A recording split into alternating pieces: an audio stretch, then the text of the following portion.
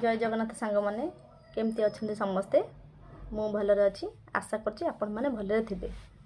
पेट बाहर थिले जो भाई भौणी माने पेट कमेबा को चाहुछंती तो सुंदर घरे उपचार अच्छी।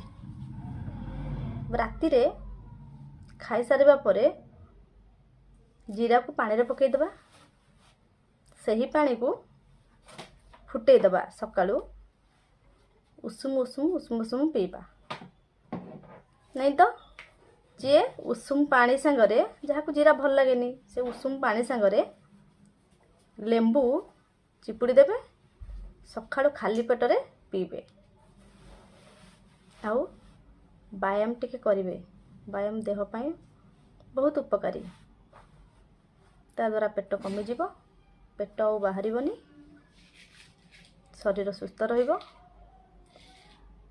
ये सब करबा परे तापरे खाद्य खाइबा।